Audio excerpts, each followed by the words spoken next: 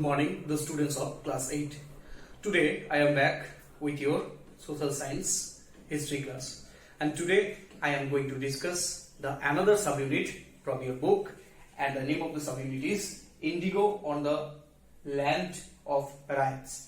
Previous subunit you have learned how niche cultivation occurred and what are the difficulties in niche cultivation.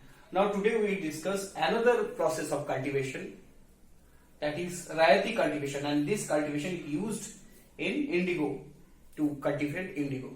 So let's start the chapter. It is in chapter number 3, ruling the countryside. So what is the RYOTS system? First you have to know what is the system that the planters forced the peasant or ryot to sign a contract or satta. So in RYOTS system, ryot means peasants.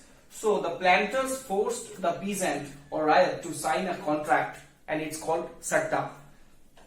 Sometimes the village headmen signed the contract on behalf of the ryot.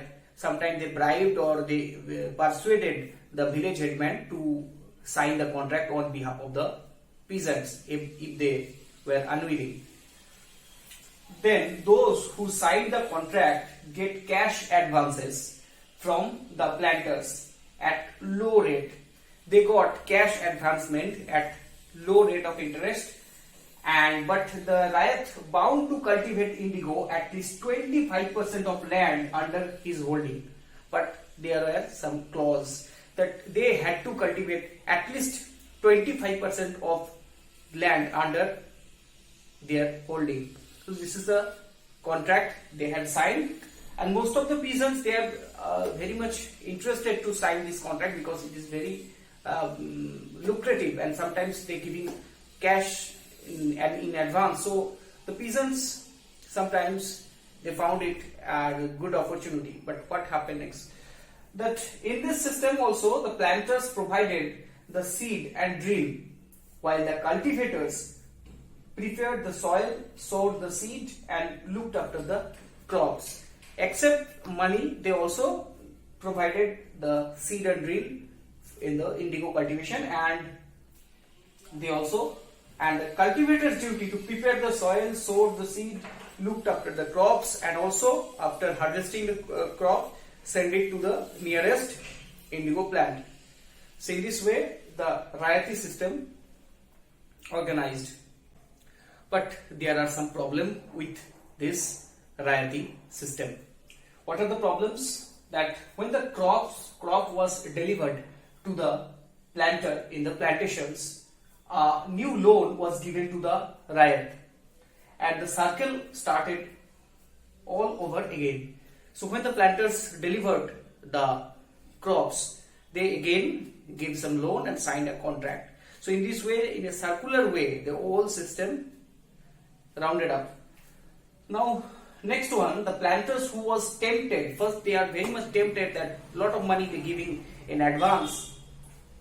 So soon they realized the harsh reality, and the price they got for the indigo was very low, and the cycle of loan never ended. And when they got the price of the indigo, it is very low in return. Okay, so that's why in total, so it's not a profitable business, or not a profitable thing for the cultivators, those cultivate the indigo. And more or less the planters, they earned the money from the system.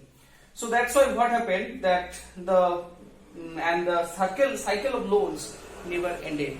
So so that's why when they, so for their livelihood they have to take some loan again from the planters, and in this way they totally wrapped into the trap of loan. They never comes out from this. Number 3, the planters insisted the peasants to cultivate indigo on their best soil, in which the peasant preferred to cultivate rice. The planters always preferred the best soil to cultivate indigo, but those fields, those lands are actually separated for rice cultivation, because they first cultivate rice for their yearly food resources, because it's very necessary, because all over the year they cultivate rice for their food.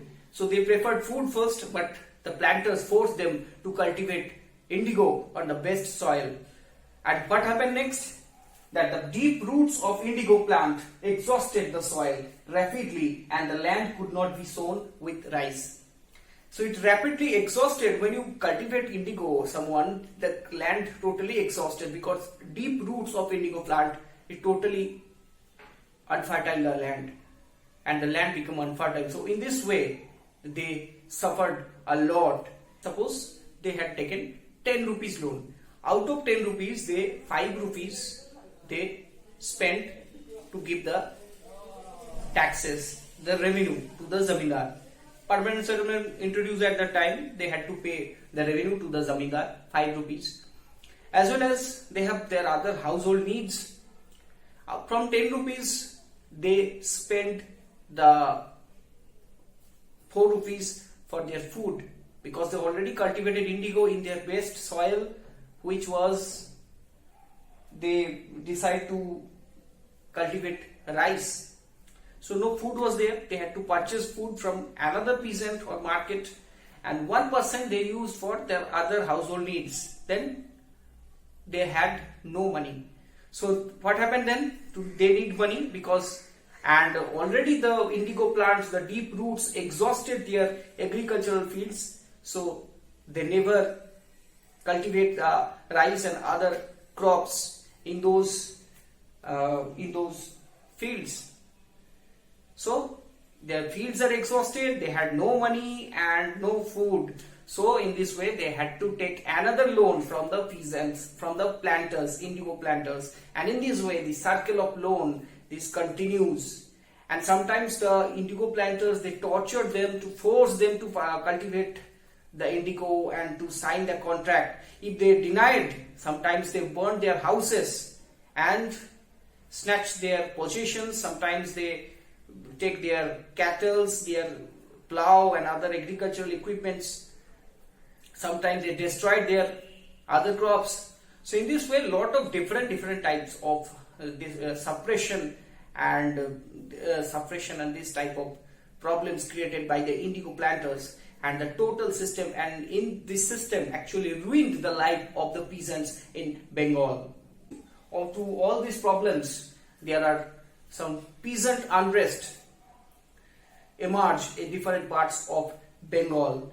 So we will see next subunit in the Indigo Rebellion.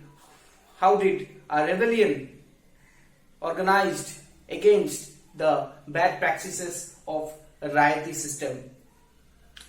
So see you in the next class. Hope you have understood this subunit, and don't forget to like and subscribe our channel. Thank you for watching.